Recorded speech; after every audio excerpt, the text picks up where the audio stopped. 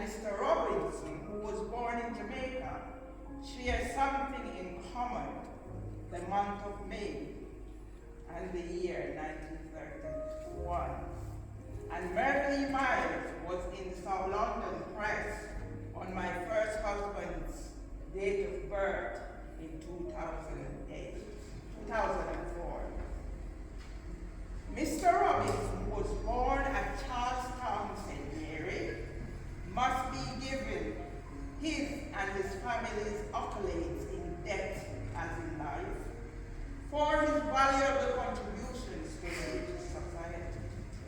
That Mr. Robinson, who was a carpenter, like profession or trade, as we would say backyard, from where he came from, traveling to the mother country, Great Britain, in 1961 to better himself and apply his skill sets to his adopted country, away from the land of his birth.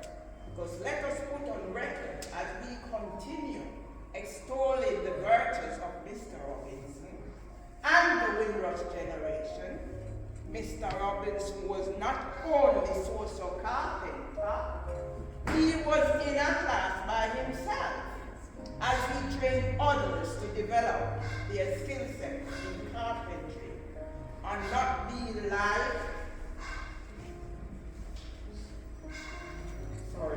I'm very nervous.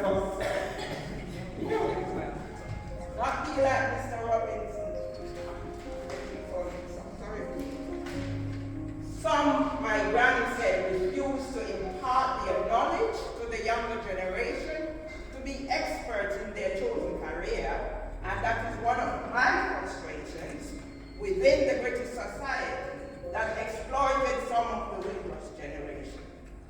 In the words of Nelson Mandela, the purpose of freedom is to create for others. As a writer, I am privileged to be given this opportunity to hold my skill, to hold my writing for therapy as I lend my pen to creating the legacies for the Windrush generation, because Mr. Robinson and my husband share much in common, and he is alive, age 99 and counting, hanging on repentance ground. Like Mr. Robinson, my husband Arnold Tomlinson worked with his brother doing carpentry in Jamaica. Both spent their life in the borough of Southwark. Emigrated from Jamaica to the UK, both worked with Southwark Council, where their work was done to the highest standard. That Jamaicans and the Windrush generation are known for in whatever our field of work or business.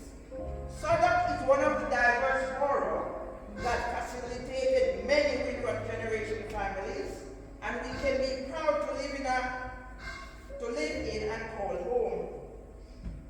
I live here since 2000, but whilst we are gathered here celebrating with Mr. Robinson's families and friends, I must use this once-in-a-lifetime opportunity to raise concerns and be controversial.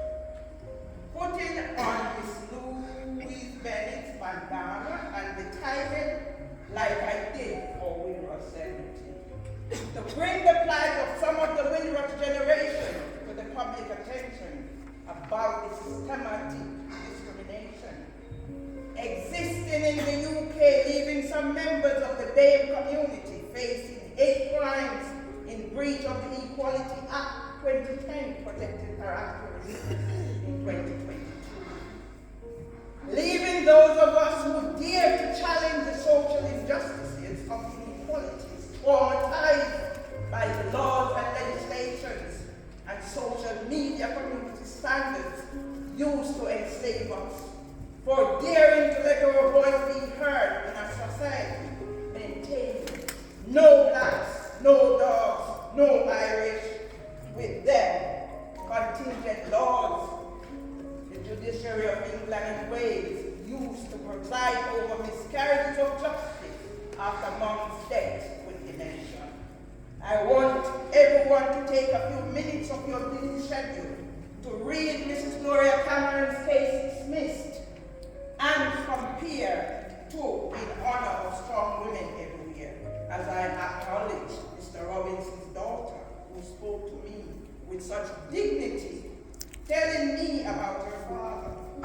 My stories are documented and can be verified online because the physical scars of our ancestors have become the mental requirements of the Windrush future generation, especially the women labeled unprofessional, uncooperative, rude.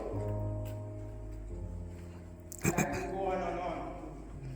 Whose passions brought from home are taken away, then we are hounded until we lose our mental and physical capacity to function in an ageist, racist society where the disabled are accused of making up disabilities, whilst the barrister get away making up contagious diseases and give a reference to be on the Grenfell Tower inquiry panel.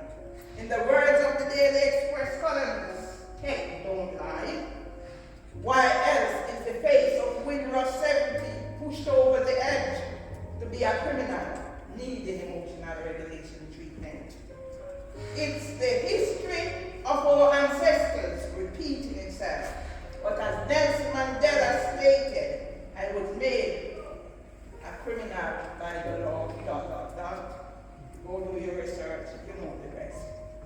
You would believe the criminal justice system and the Crown Prosecution Services would have learned from the stories of the national heroes of Jamaica, who fought the bridges, some taken to the hills like Nanny of the Maroons. I must use the saying, in the lion who doesn't learn to run, the hunter will always tell the story. In remembering the contributions of Mr. Robinson and his work ethics and high work standards passed down to the Windrush young generation, as the Windrush oral history resources are created, death has a time to steal us away, but thanks to Mr. Robinson for the foundations he laid, I have been given a voice to dedicate this tribute to him. So my stories can be heard because I was a participant in Dr. Maria Hudson's The Experience of Multiple Discrimination.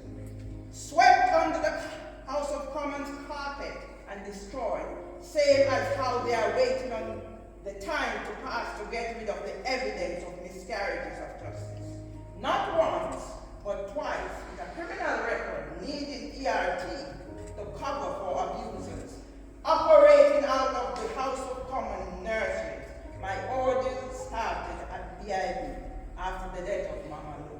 Rest in peace, Mr. Robinson, as I use this chance to share my empowerment as a talented individual who lost 8 years of my life to systematic discrimination.